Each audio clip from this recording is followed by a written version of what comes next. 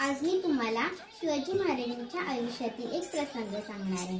शिवाजी महाराजांनी वयाच्या 16व्या वर्षी स्वराज्य स्थापनेची शपथ घेतली आणि मग महाराजांनी त्यांची मावळे स्वराज्य स्थापनेसाठी अहोरात्र झटू लागले। या कार्यासाठी सर्वात महत्त्वाची गोष्ट होती ती म्हणजे पैसा, संपत्ती।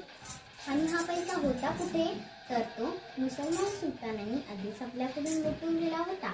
आता वेळ झाली होती हाच आपला पैसा आपल्याकडे परत आणण्याची। त्यासाठी शिवाजी महाराजांनी एक बेत आखला।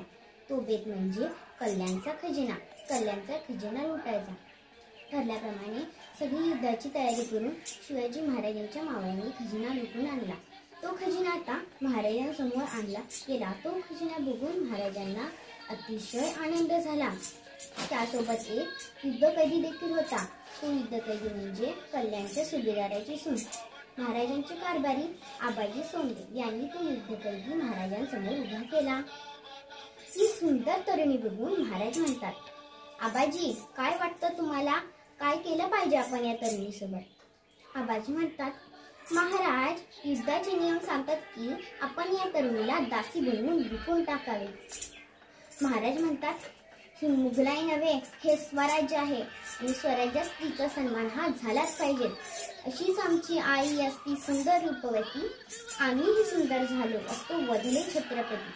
हे महाराजांची बोलणे ऐकून सारा दरबार त्यांच्याकडे स्त्रीत म्हणून बघत होता। असा राजा महाराष्ट्राने पहिल्यांदाच बघितला होता। परत स्त्रीला आपली आई बहीण मानून तिची पाठ राखण करणारे शिवाजी महाराज हे जगातले एकमेव राजे होते। आपण राजांचं नाव घेतो, मग आपण कसं वागलं पाहिजे? परत स्त्रीचा सन्मान करणारा तो खरा शिवभक्त।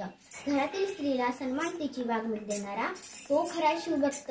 आपल्या बहिणीप्रमाणे दुसरी मुलगी ही कोणाची तरी बहीण आहे याची जाणीव ठेवणारा तो खरा शिवभक्त।